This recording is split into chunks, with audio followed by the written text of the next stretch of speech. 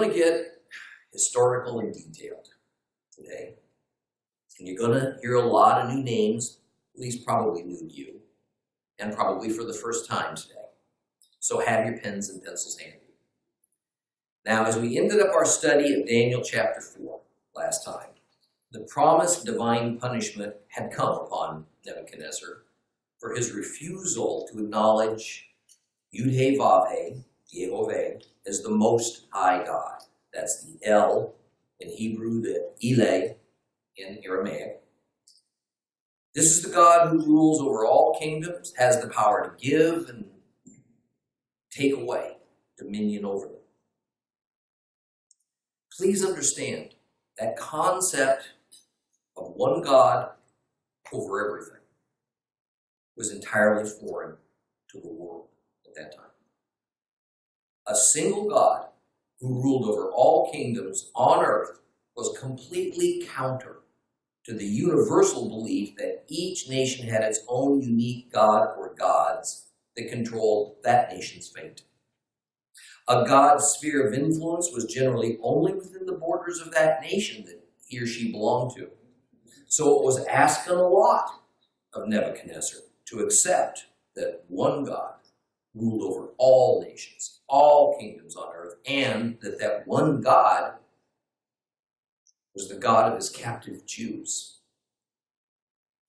So let's reread a portion of Daniel chapter 4. Open up your Bibles to the book of Daniel, chapter 4. If you have a complete Jewish Bible, we're going to start on page 1105. Daniel chapter 4, we're going to begin at verse 30.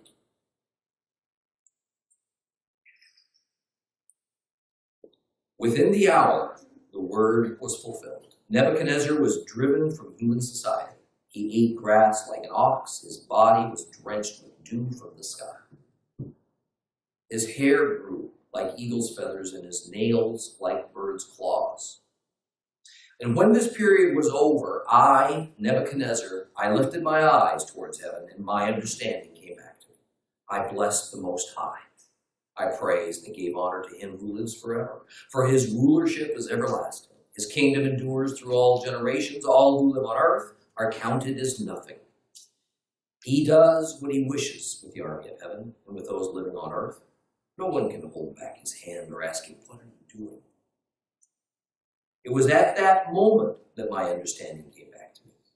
And for the sake of the glory of my kingdom and my majesty and splendor also came back to me.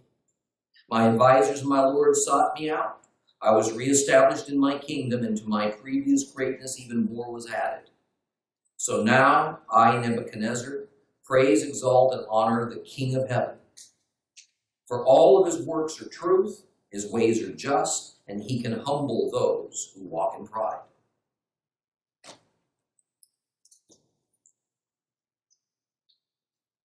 What we see happen is actually a well-established pattern. It is that while God might delay a judgment from the time that he gives the warning of impending catastrophe until it actually occurs, when it finally does happen, it usually comes with the breathtaking suddenness of a collapsing dam. So in verse 30, when we hear that the threatened judgment happened to the king, the idiom within the hour isn't meant to say within 60 minutes, but rather something happened immediately. We learned in verse 25 that it was a year, 12 months from the time that Daniel gave the interpretation of the tree dream to Nebuchadnezzar, a warning that included the ominous ultimatum to acknowledge Jehovah as the God Most High, or else, until it finally came about. Thus we see that, for example, even though there were centuries of warning and prophecy concerning the piercing, the death of Messiah, of his burial, and of his resurrection, it all came to fulfillment in not more than 72 hours.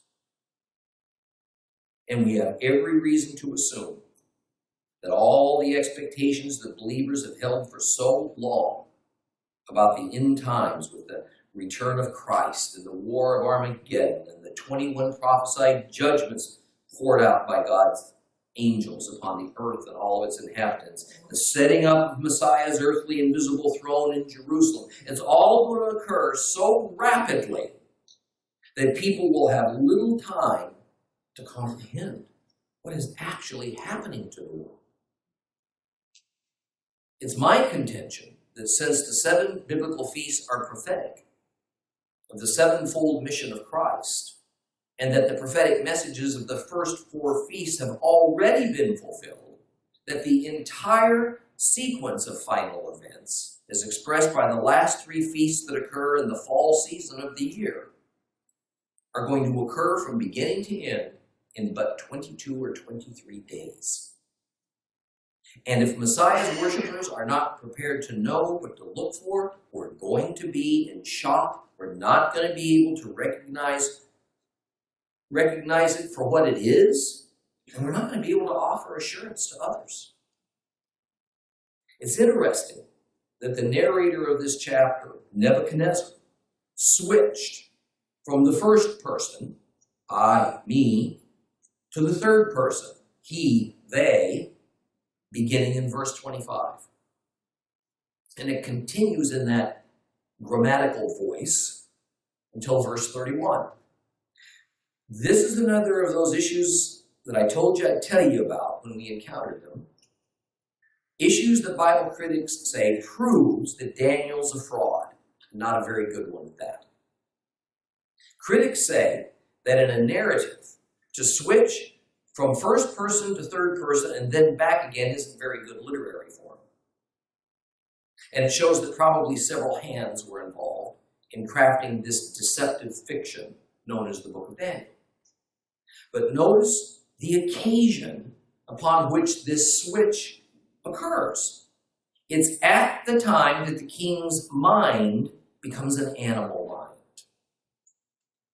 It's at that moment that the king, as narrator, speaks of himself now in the third person. Then he switches back to the first person after the 7 units of time have passed. He regains his human mind. From Nebuchadnezzar's perspective, that poor, mentally ill creature that eats grass like an ox isn't really him. The king of the world, at least not anymore. It's kind of an out-of-body experience. It's not unlike how a rehabilitating drug addict, when the drugs aren't controlling them any longer, will speak of him or herself when they were still under the power of the chemicals and doing things so foreign to how they see themselves now. It's as though there's 2 different people. One they recognize, one they identify with, the other one they just don't. In verse 31, the ordained period of time is ended, and Nebuchadnezzar's human nature and senses are restored to him, and the first thing he does is to look heavenward. I think we ought to take from this that despite the 7 times, whether that's months or years or seasons, that he had become mentally deranged, the memory of what happened to him and why was at the forefront of his mind. Like finally waking up from a bad dream that he couldn't seem to escape, the reason for his being trapped in this condition was implanted in his consciousness. He was aware of it all along. His instinctive reaction was to praise God. This same God that had taken his mind away from him and now given it back. Because he also knew that part of that package was that he would be restored to his kingdom. He'd get his old life back. Now, some commentators say that Nebuchadnezzar's speech of verse 32 means that he converted. He became a believer in the God of Israel. Others, like C.F. Keel and Calvin, say no, he didn't. And you know what? I agree with them. That said, there is insufficient information to be absolutely certain either way, but Nebuchadnezzar has made a noticeable progression in his understanding of who the Most High is. He acknowledges the Lord's utter sovereignty and omnipotence over the entire earth. And interestingly, the king still doesn't seem to know this God's formal name, or at least he won't call him by that name. But he does add a new title to the mix in verse 33, as the king refers to Jehovah, God of Israel, as the King of Heaven.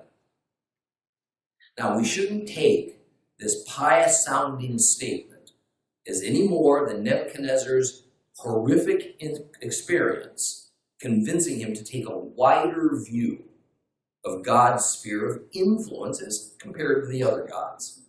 Saying King of Heaven is about as useful or articulate as referring to Jehovah as the man upstairs, who is neither a man nor is he upstairs. And yet, however Nebuchadnezzar mentally pictures the Lord, it seems to be sufficient to accomplish whatever it is that the Lord had intended in him. Now, I want to repeat something I said earlier in our study of Daniel. Nebuchadnezzar was not a particularly wicked man in God's eyes. In fact, he was a useful servant. And some rabbis compare him to the Pharaoh of the Exodus, but I think that's not only too harsh, but it's far off the mark. The Pharaoh was used for destruction of his own nation and as a ransom for God's people. He was a stubborn, evil man whom God used like a hammer on an anvil. And thus far, we found nothing about Nebuchadnezzar that has him taking a particular dislike for Jews. In fact, he has employed 4 Jews that we've been introduced to, Daniel, Shadrach, Meshach, and Abednego, to the highest offices in his capital and his empire. I mean, that he ordered death in the furnace for 3 of them wasn't a racial issue. It was the same order for everyone who would not bow down to that golden statue. We don't hear of any kind of Babylonian mistreatment or barbarism aimed at the Jews, as we do in the story of Esther, for example. In fact, as we get to the time of the Persian conquest of Babylon, and then the Persian king's urging of the Jews of Babylon to return home to Judah, guess what? Only a relatively few went. The rest, by their own choice, stayed. Now, this is hardly the action of a people who feel persecuted and oppressed and anxious to get away. And in a few hundred more years, surprise, Babylon becomes one of the 3 greatest centers of Judaism, along with Jerusalem and Alexandria, Egypt, in the world. Now, how's that for an irony? Let's read Daniel chapter 5. Open your Bibles to Daniel chapter 5, still on page 1105 if you have a complete Jewish Bible.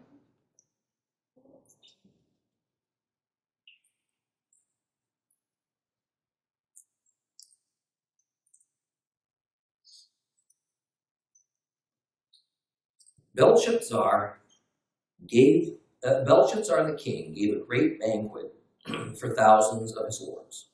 And in the presence of the 1,000, he was drinking wine.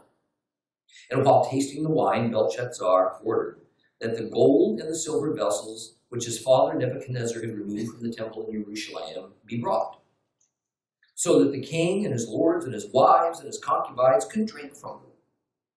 So they brought the gold vessels which had been removed from the sanctuary of the house of God in Jerusalem. And the king and his lords and his wives and his concubines drank from them, and they drank their wine, and they praised their gods made of gold and silver and bronze and iron and wood and stone. And suddenly, the fingers of a human hand appeared. They began writing on the plaster of the palace wall by the lampstand. And when the king saw the palm of the hand that was writing, king's face took on a different look. As frightening thoughts rose up within him, his hip joints gave way. His knees started knocking together. And the king cried out to bring in the exorcists, the astrologers, the diviners. The king said to the sages of Babel, whoever can read this inscription and tell me what it means will be dressed in royal purple. You'll wear a golden chain around your neck and be one of the 3 men ruling the kingdom. But although all the king's sages came in, none could read the inscription or tell the king what it meant. Then King Belshazzar became terrified. His face turned pale. His lords were thrown into confusion. Now at this point, the queen mother, because of what the king and his lords were saying, entered the banquet hall, and the queen mother said, "May the king live forever. Don't be scared by your thoughts or let your face be so pale. There's a man in your kingdom who is in the spirit of the holy gods.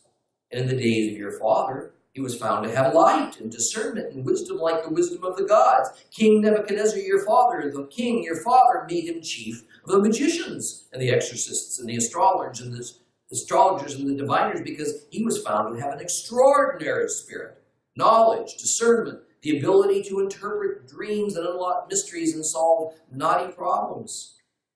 He is called Daniel, but the king gave him the name Belshazzar. Now have Daniel summoned, and he'll tell you what this means." Well, Daniel was brought into the king's presence, and the king said to Daniel, "Are you Daniel, one of the exiles from Judah, whom the king my father brought out of Judah? I've heard about you, that the spirit of the gods is in you, that you've been found to have light and discernment and extraordinary wisdom. Now the sages and the exorcists who were brought in to me so that they could read this inscription and tell me what it means, they couldn't interpret it for me.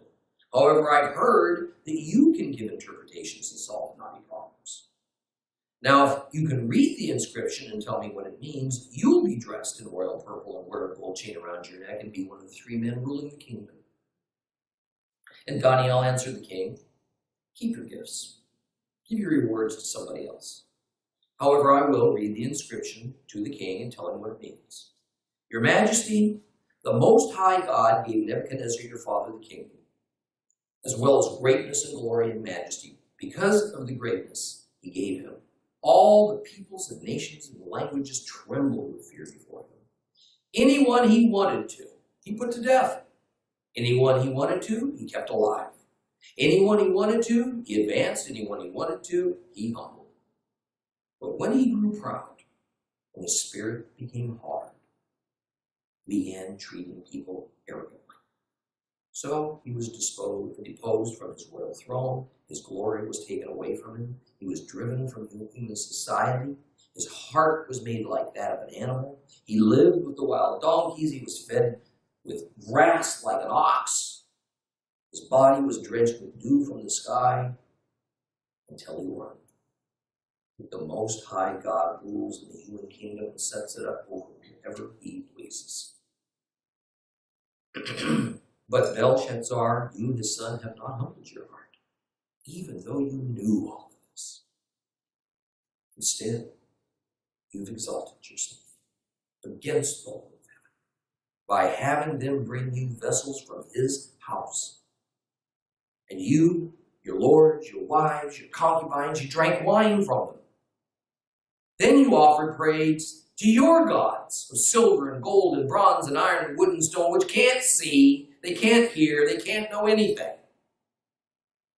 Meanwhile, God, who holds your very breath in his hands, to whom belongs everything you do, you've not glorified.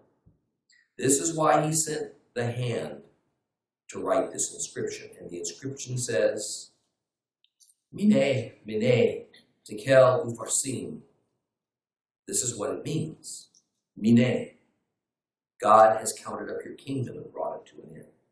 Tekel. You are weighed on the balance scale and have come up short. Peres. Your kingdom has been divided and given to the Medes and the Persians. Then Belshazzar gave the order. They clothed Daniel in royal purple, put a gold chain around his neck, and proclaimed of him that he was to be one of the 3 men kingdom. That very night, Belshazzar, the king of the Chaldean, king of the Chaldeans, was killed.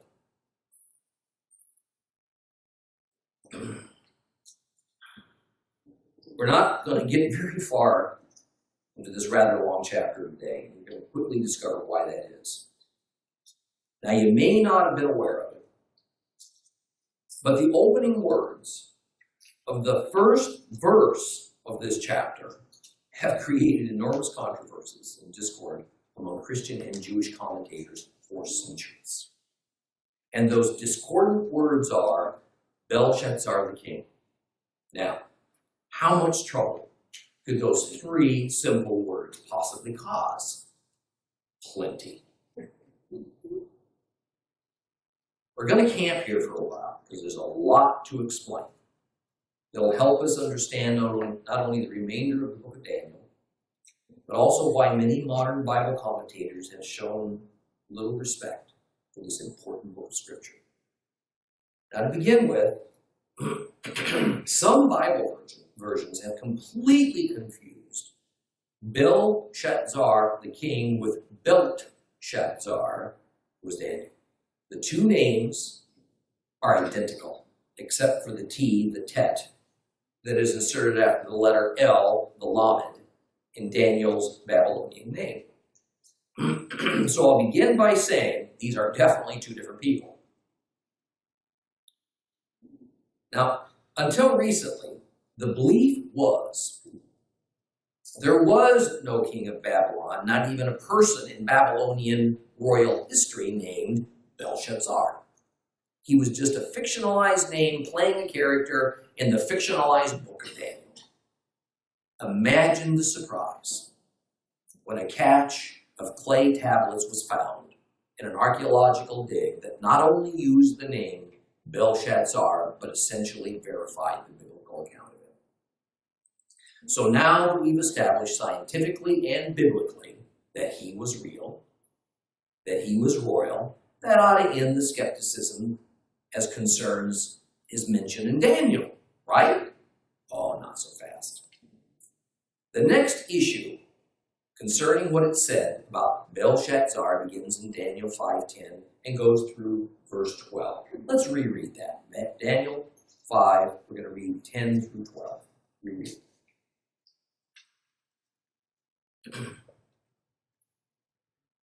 At this point, the queen mother, because of what the king and his lords were saying, entered the banquet hall.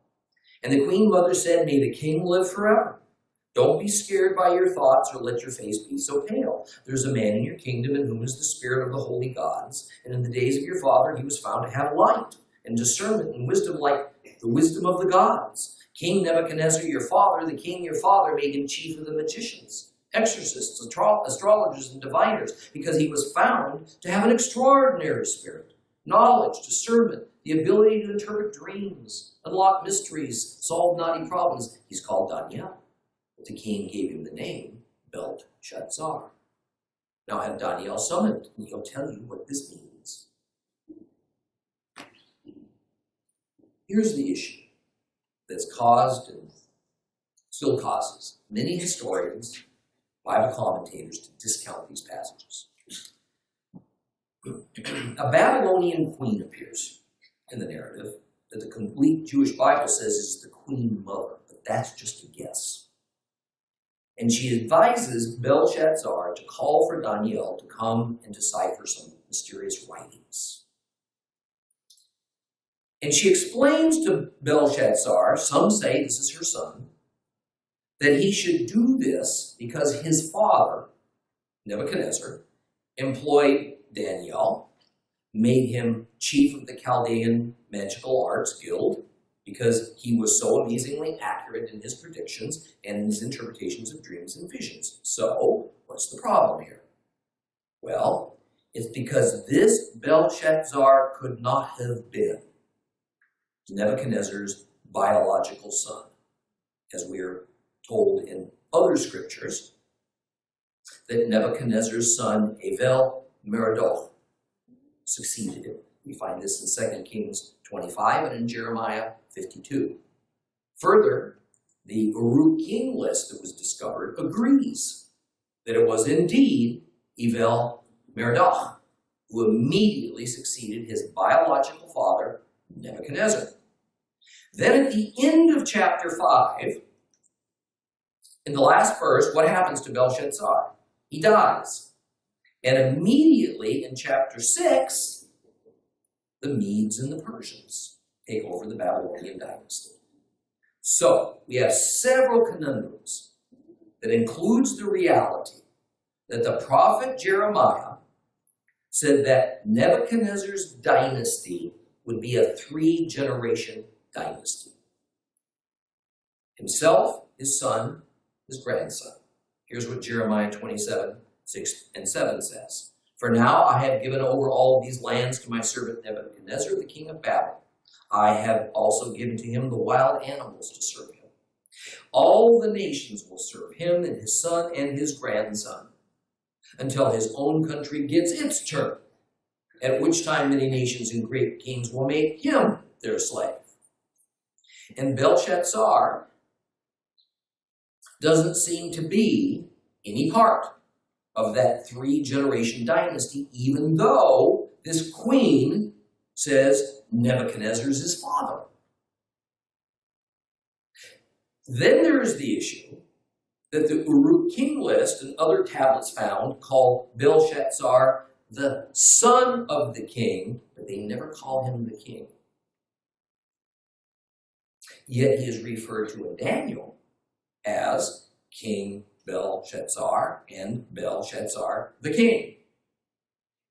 From this, the Bible critics feel vindicated that what they had concluded all along was correct, that whoever this Jewish fake was who penned this book was a pretty poor historian.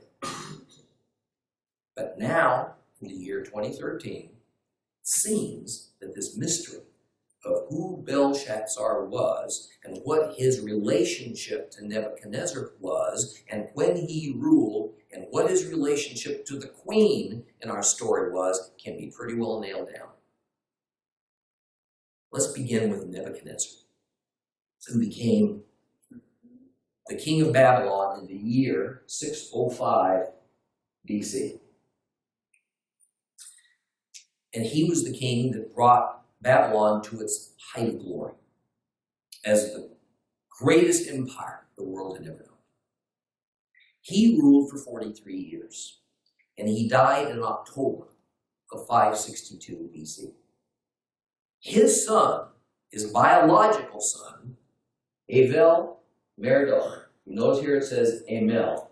All right, this is just an alternate spelling for the name, and Marduk is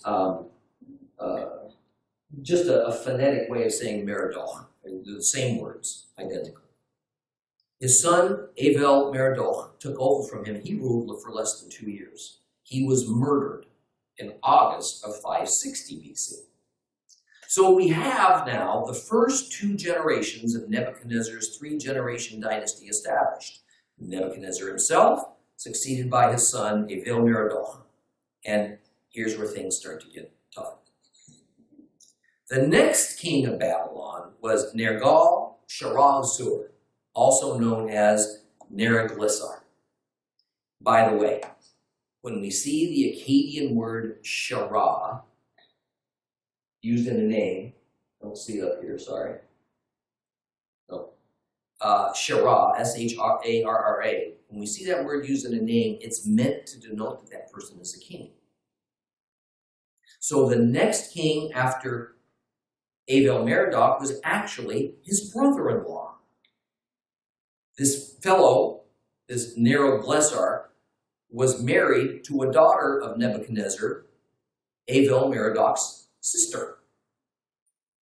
And while one could quibble a little bit about it all because of the lack of a blood relationship, the reality is that Nergal-Sharezer was indeed part of the royal family. He was Nebuchadnezzar's son-in-law, so he could rightfully be considered the 3rd king of Nebuchadnezzar's dynasty. But wait a minute. Can he be considered a son or a grandson of Nebuchadnezzar? Because that was part of Jeremiah's prophecy. And by the way, there is no evidence that Evil-Merodach was murdered by Nergal-Sharezer, but it seems that because of the great benefit he received by it, that he was hardly an innocent bystander. So Nergal-Sharezer managed to survive about 4 years. And then he died in April of 556 BC. The young son of Nergal-Sharezer succeeded him in May of 556 BC. Labashi-Marduk seems to have survived for only about 3 to 9 months before he was assassinated. And from this point forward, there seems to be no way that any following king can be seen as being legitimately part of the royal family of Nebuchadnezzar. This was because the next king of Babylon was a fellow named Nabu-Naid in Akkadian, better known as Nabonidus in English translations. And Nabonidus was chosen from among the ranks of military leaders to be the new king of Babylon. And Babylon records make it clear that he was the son of an Aramaean, in other words, a Syrian man, named Nabu-Balassu-Ikbi, who had in some unknown way served in the royal court of the Nebuchadnezzar dynasty. So as you can see, the genealogical or even the familial chain to Nebuchadnezzar is broken here.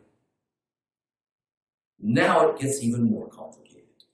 So bear with me. Nabonidus had a son named Belshazzar, or better known to us as Belshazzar. So we finally found him. The Belshazzar of Daniel chapter 5 and in later chapters seems to be the last in the line of Babylonian kings, but he had no direct genealogical or royal family ties to Nebuchadnezzar's family. So back to Daniel chapter 5, verses 10 through 12. How is it then, if that's the case, that the queen speaks to Belshazzar in verse 11 and says, "There is a man in your kingdom in whom is the spirit of the holy gods, and in the days of your father he was found to have light, discernment, and wisdom like the wisdom of the gods. King Nebuchadnezzar, your father, the king, your father, made him chief of the magicians, exorcists, astrologers, and diviners." So here we have this unnamed queen saying clearly that Belshazzar's father is none other than King Nebuchadnezzar, which, as you can see, is historically impossible. Are the Bible critics right? Have we got a major problem here that punches another hole in the book of Daniel? Let's see. One of the great Bible commentators and linguists of the 19th and 20th centuries was an academic named R.G. Wilson. This man could read and speak 60 languages, including the most ancient biblical languages. And in a book that he penned entitled Studies on the Book of Daniel, he spends quite a bit of time explaining that there were at least 8 ways that the term Abba, Father, is used in the Bible, and what each of these ways meant within the ancient Middle Eastern cultures. First, father meant the direct biological father of his children, the common way we would all think about it. Second, father meant the biological grandfather of his children's children. But it also could mean the adoptive male parent of a person not of his own biological family or even of his own tribe. It could mean a stepfather, the husband of a woman who had been previously married and had children by another man. But it can also regularly used to simply mean an ancestor, the father of a tribe or a clan, and so on, or so on and so forth. And it can mean father in the sense of a founder or a patriarch, like Abraham, the founder of the Hebrew race, who is regularly called Father Abraham by Hebrews even to this day. In some cases, father is merely a term to refer affectionately to a king. The point is this: the term father in the Bible can be used in a host of contexts, and only sometimes does it actually mean direct biological father of his children. In fact, the problem that most Gentile Christian laypersons and pastors and some commentators find with biblical genealogies is that they aren't aware of the many ways that the term father is used in the Bible, and how generations are often skipped in the biblical genealogies, making the grandfather the father of the next generation. So we have two choices in front of us concerning this queen's statement about Belshazzar. Either the writer of Daniel was wrong, and he really thought that Belshazzar was Nebuchadnezzar's biological son, or he was merely using a common and standard convention of that era and attaching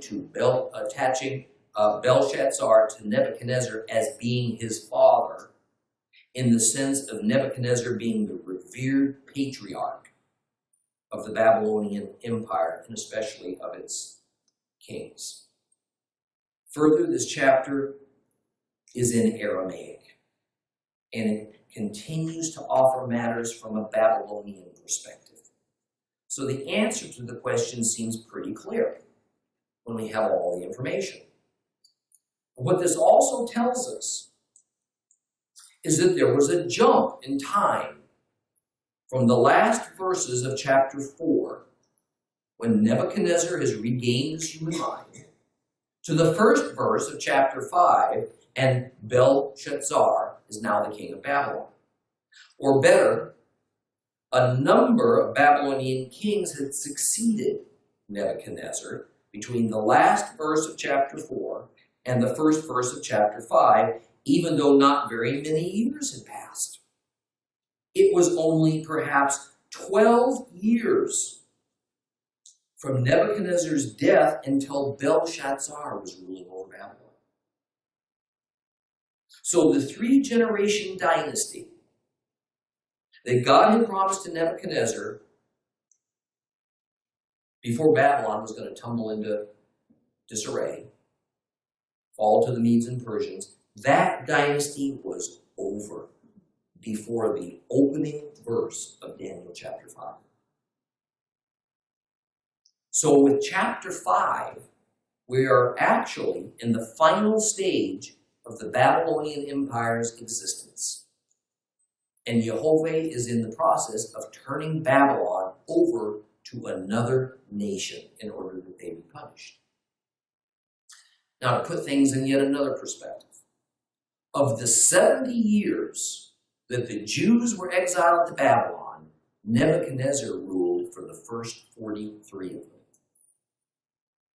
The several other Babylonian kings and the first Persian and Median kings all together ruled the remaining 27 years of the 70-year exile. But let's deal with one final critical issue about Belshazzar before we move on. Was he really a king? Or just the son of a king, that king being Nabonidus? Well, here's what occurred. Nabonidus was a military man. So he spent the first 12 or 13 years of his reign doing what he did best, leading military excursions, most of them on the Arabian Peninsula. First, he campaigned extensively in the Transjordan, secured that area, then spent a 10-year stint establishing outposts and fortresses in the heart of Arabia. Now, why he did that's not clear, and we're not going to bother to speculate because ancient records don't really address the matter head on. But consider this. He was the king of Babylon. He was gone far away, going to many places that were a long way off, leading an army for years at a time. Who was going to run things at home? Do you give the job duties of the king to a management team of loyalists? His answer to the problem was to appoint his son, Belshazzar, as his surrogate back home. After all, Nabonidus needed someone he could trust, who wouldn't try to make the empire his own during Nabonidus' extended absences. Rule by committee wasn't going to work for the many years he'd be away, and the temptations for one of them to want to rise up and try to take over the throne, it would just be too enormous. He fully intended to retain his title of king, someday to settle back down, sit on Babylon's throne as a more typical king. So we see the Babylonian records refer to Belshazzar not as the king of Babylon, but rather as the son of the king. So, why in Daniel is he called King Belshazzar and Belshazzar the king? Why is Belshazzar said to be the one in power when the Persians and the Medes conquer Babylon? When Babylonian and Sumerian records make it clear that Nabonidus, his father, had returned from years in Arabia and once again settled in as king of Babylon. We can only speculate, but in the end, it's really just a matter of ancient Middle Eastern custom and some common sense. While it may not have been officially declared a co-regency, that is, a king and his heir ruling together in cooperation, which, by the way, is what David and Solomon did for a number of years, it was a de facto co-regency between Nabonidus and his son Belshazzar.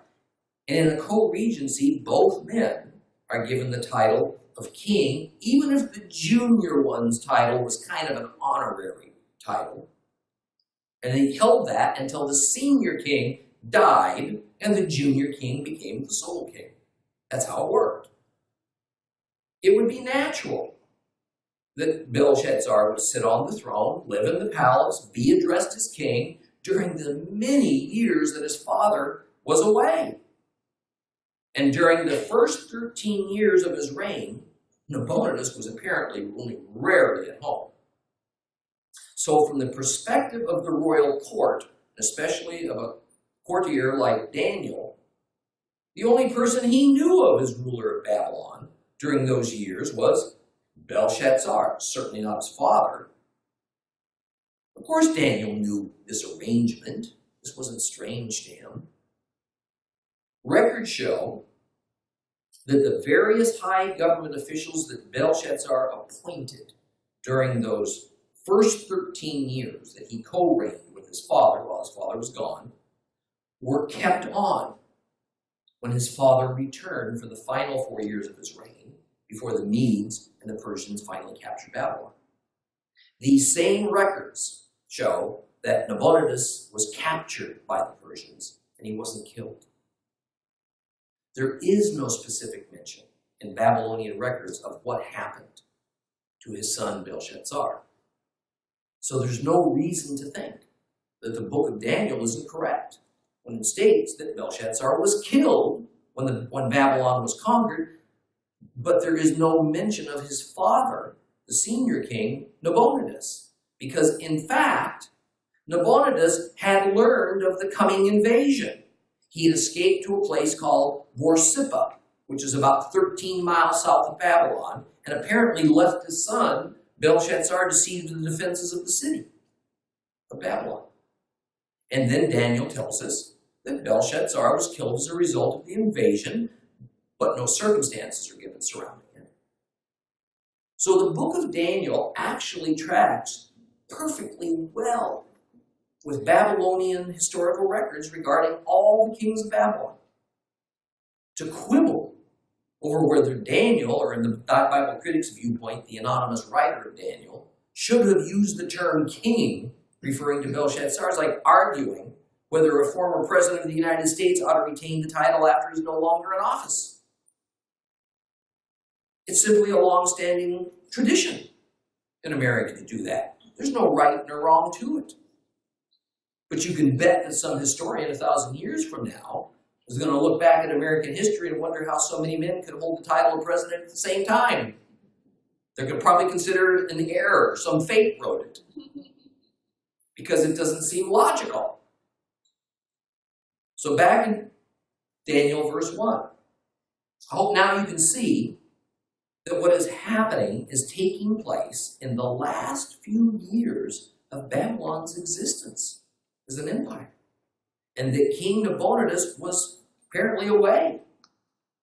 And he was satisfied to let his son, Belshazzar, continue to run the day-to-day operations of the empire in his stead. So now we have some context for what's about to happen.